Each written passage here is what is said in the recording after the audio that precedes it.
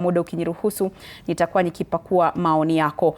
Sasa tuelekee hadi Machakos, tusikie pia wakazi wa Machakos wana yepi ya kusema kuhusiana na iwapo kweli shule zetu ziko salama, na tunaungana naye mwandishi wetu wa habari Nicholas Mbai ambaye amesema na baadhi ya wadau wa elimu. Nicholas?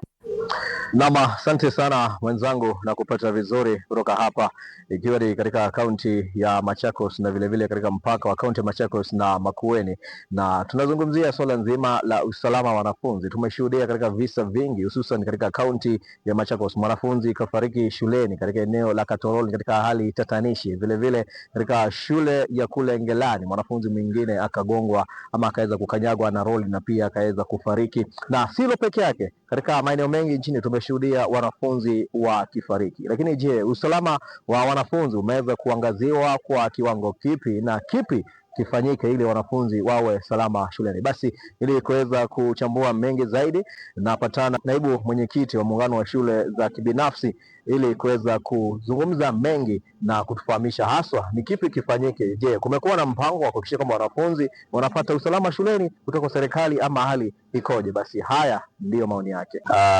My name is Steven Kisili, the Vice Chairman, Kenya Private Schools Association. Safety in our schools is not a new concept.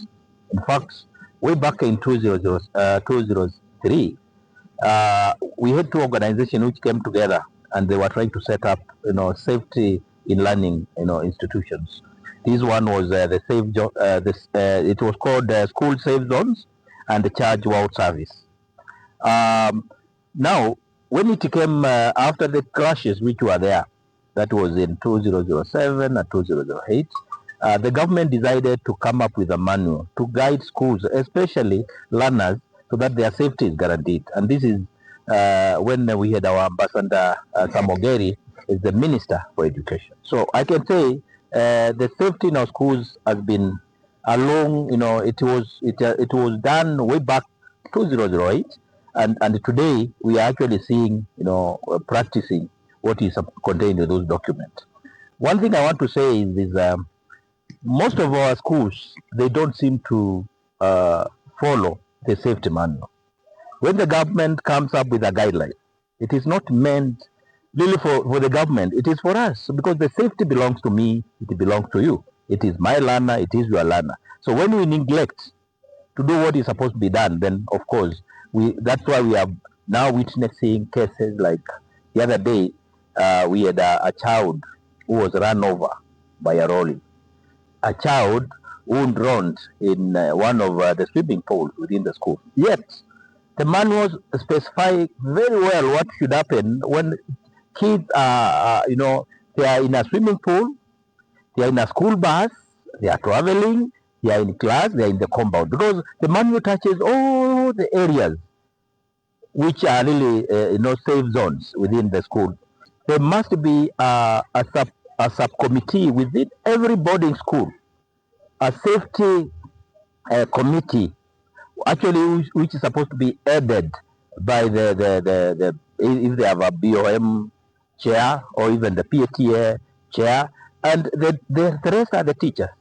So meaning this team must be meeting regularly to review and look at where they are in terms of compliance, in terms of how the environment looks like. My name is Daisy Geraldine, Principal Alibad Comprehensive School. We've seen and heard of the outcry and the many incidences that have happened in various schools, especially in Machakos, in terms of students and learners' safety. The government and the Ministry of Education should put measures in place.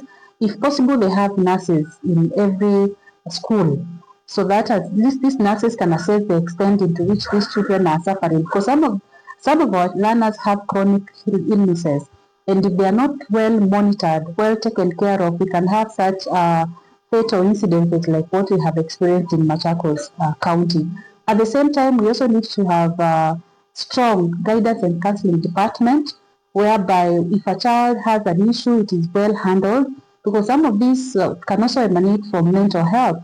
So the learners need to be well advised, they need to be well taken care of, but above all, these children need to be loved, they need to be shown love. Naam, zimekuwa ni hisia mseto kuhusiana na usalama wa wanafunzi. Si eti kwamba hakuna mpangilio kuhakikisha wanafunzi wana usalama, lakini pia makosa ya kibinadamu yanachangia pakubwa katika usalama huo wa wanafunzi au wanafunzi kutokuwa na usalama katika baadhi ya shule hapa nchini. Mimi ni Nicholas Mbai na uregeshe kwenu studio kwa matangazo zaidi. Asante sana Nicholas Mbai. Mtazamaji, tuelekee Turkana, huko pia tupate kusikia wakazi, wazazi na wadau wengine wa